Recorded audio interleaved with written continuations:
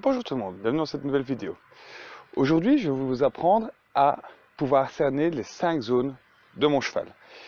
Donc, je pourrais décomposer mon cheval sur tout son corps en 5 zones séparées.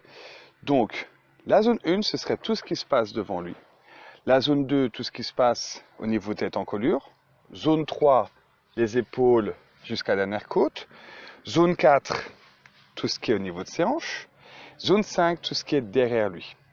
J'aime bien apprendre à mon cheval à pouvoir m'accepter dans chacune de ces zones. En effet, j'ai déjà remarqué que certains chevaux, surtout des craintifs, vont être assez inquiets quand je vais me trouver dans les zones 3, 4, 5.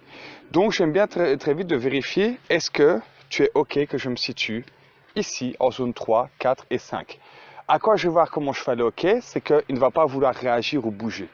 Ça, c'est une chose vraiment importante. Si je vois que quand je me mets là, il décide de vouloir bouger, c'est-à-dire qu'il n'accepte pas que je sois ici. Vous allez aussi remarquer que cette zone 3, c'est la zone justement à cheval. Beaucoup de chevaux justement ont parfois ce problème-là lors du débourrage, c'est que quand nous sommes au sol, tout se passe bien, et à partir du moment où nous montons sur leur dos, ils ne veulent plus avancer, ou ils sont craintifs, ou différentes réactions.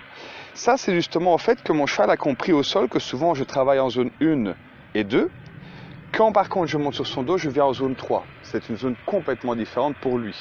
Donc c'est ça que j'ai besoin, déjà rien qu'au sol, de lui apprendre que dans cette zone, je ne veux pas qu'il soit inquiet ou qu'il s'arrête si je ne l'ai pas demandé par exemple. En gros, je veux toujours qu'il soit connecté, intéressé à moi, peu importe dans quelle zone je me situe.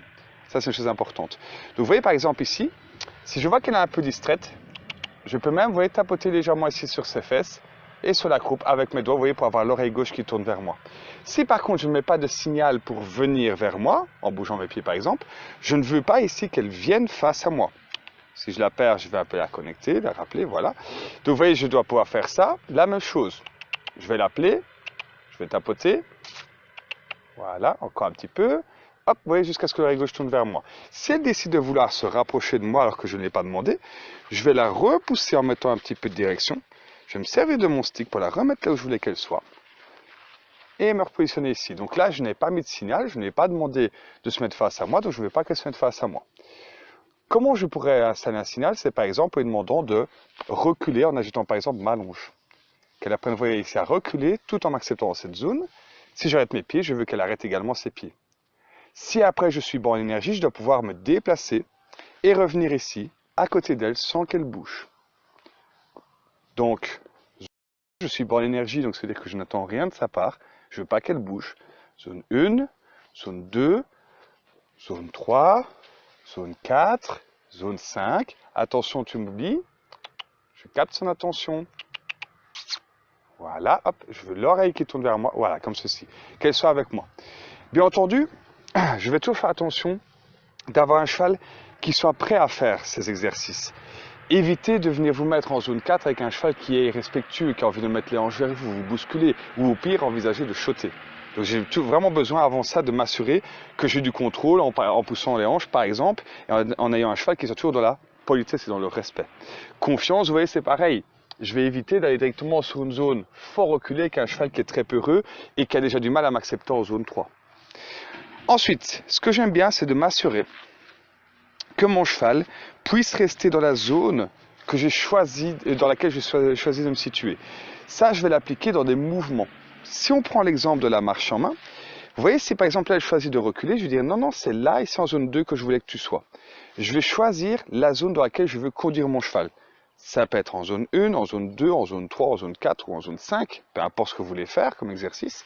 Mais à partir du moment où je choisis une zone, donc dans notre cas ici la zone 2, je vais toujours lui faire comprendre que si elle quitte cette zone alors que je ne l'ai pas demandé, je mettrai une sorte d'inconfort, de gêne, pour lui faire comprendre que si elle quitte la zone sans l'autorisation, ce sera gênant. Et donc du coup, si je reste sur ce principe-là, si je vais bouger mes pieds, vous voyez, elle aura envie du coup de rester dans cette zone. Si je m'arrête, elle reste dans cette zone. Si je recule, elle reste dans cette zone. C'est ce que je cherche à faire. Vous voyez, donc là, si je vois qu'elle traîne un petit peu, je vais la gêner légèrement avec mon stick. Si elle est à sa place, je la récompense en donnant une caresse ou un bonbon. Quand j'ai ça, je peux très bien aussi lui apprendre à reculer, se mettre en zone 1, même un peu plus loin de moi, Et je peux très bien lui dire, marche derrière moi. Ça, c'est quelque chose que je ferais, par exemple, si, je ne sais pas, je dois passer une passerelle ou un passage étroit. Et vous voyez ici, je vois qu'elle est venue un peu sur moi, elle m'a un petit peu poussé, du coup, je vais la faire reculer. Je vais lui redemander, marche. Quand j'arrête mes pieds, arrête tes pieds. Quand je recule, recule aussi. Je veux que tu restes derrière moi. Très bien. Et ensuite, je peux très bien envoyer ici, mettre un peu de direction pour lui dire, maintenant, je voudrais que tu avances pour te mettre en zone 2. Je lui indique un signal. Si je retire ce signal, je ne veux plus que tu bouges et reste en zone 2. Si je recule, avec de l'énergie, là par contre, je veux que tu recules en restant en zone 2.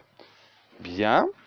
Si je me mets bas en énergie et que je recule mes pieds, je veux pouvoir être capable de retourner en zone 3 sans que tu bouges, par exemple. Ou en zone 4. Par contre là, je vais me mettre, pourquoi pas en zone 4, mettre l'énergie et lui demander de reculer. Je mets un signal jusqu'à être par exemple, je ne sais pas, en zone 2. J'arrête mon signal, ok, ne change plus de position. Vous voyez, ça c'est le coup classique que je vois, comme le cheval qui veut bouger au montoir. Donc ce qui se passe, c'est que on va approcher de la selle et là le cheval tourne, tourne, tourne, tourne. Ça peut être une des raisons pour laquelle il bouge, c'est simplement parce qu'il ne veut pas que je me mette ici. Ce n'est pas tellement le problème de la selle ou de vouloir monter sur son dos qui a un problème. C'est le fait que je me positionne dans cette zone. Parce qu'il est habitué toujours à m'avoir dans cette zone ou dans cette zone.